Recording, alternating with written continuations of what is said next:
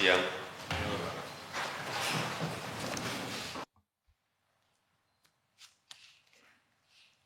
Bismillahirrahmanirrahim. Assalamualaikum warahmatullahi wabarakatuh.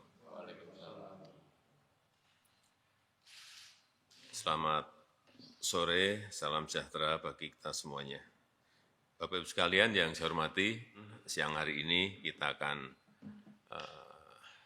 bahas secara lebih detail mengenai persiapan pemilihan umum dan juga pilkada serentak yang akan dilaksanakan tahun 2024. Yang pertama, saya minta disampaikan kepada masyarakat bahwa seluruh tahapan dan jadwal pelaksanaan pemilu dan pilkada serentak itu sudah ditetapkan.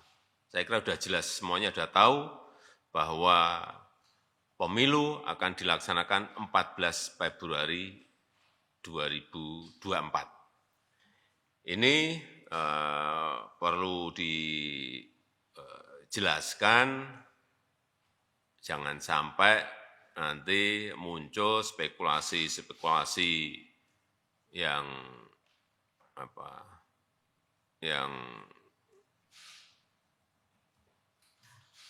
isunya beredar di masyarakat bahwa pemerintah tengah berupaya untuk melakukan penundaan pemilu atau spekulasi mengenai perpanjangan jabatan presiden dan juga yang berkaitan dengan soal 3 periode. Karena jelas bahwa kita telah sepakat pemilu dilaksanakan tanggal 14 Februari dan pilkada dilaksanakan nanti di November 2024. Sudah jelas semuanya. Dan dijelaskan sekalian bahwa tahapan pemilu itu sudah dimulai nanti di bulan Juni 2022, di pertengahan Juni 2022 sudah dimulai. Karena memang ketentuan undang-undangnya 20 bulan sebelum pemungutan suara. Yang kedua, 12 April nanti KPU dan Bawaslu periode 2022-2027 akan kita lantik dan segera mempersiapkan pemilu dan pilkada serentak di 2024. Oleh sebab itu kita nanti perlu berbicara dengan KPU dan Bawaslu mengenai persiapan-persiapan ini agar persiapan pemilu dan pilkada yang ini kita belum pernah punya pengalaman serentak itu betul-betul bisa kita persiapkan dengan matang. Dan yang ketiga, ini agar segera dikejar juga penyelesaian payung hukum regulasi yang dibutuhkan untuk pemilu dan pilkada serentak 2024.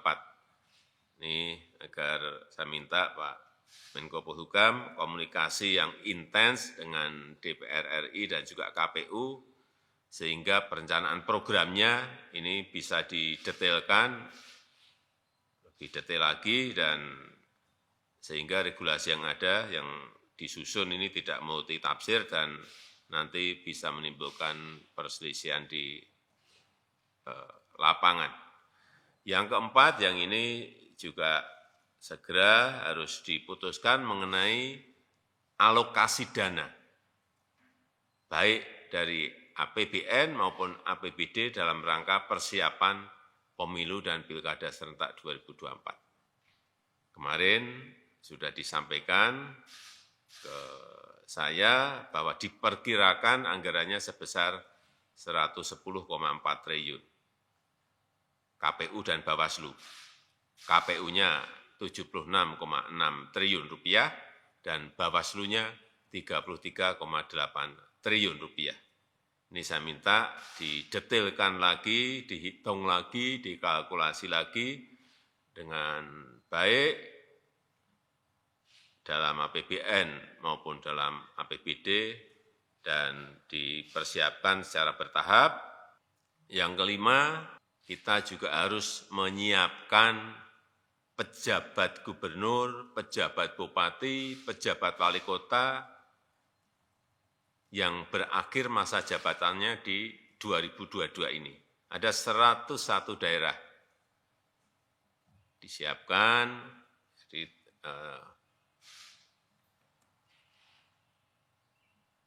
karena ada 7 gubernur, ada 76 bupati, dan ada 18 wali kota yang harus diisi. Saya minta seleksi figur-figur pejabat daerah ini betul-betul dilakukan dengan baik, sehingga kita mendapatkan pejabat daerah yang kapabel, memiliki leadership yang kuat, dan mampu menjalankan tugas yang berat di tengah situasi ekonomi yang tidak mudah, situasi ekonomi global yang tidak gampang. Agar nantinya penyiapan pemilu dan pilkada serentak tahun 2022 ini bisa berjalan dengan baik.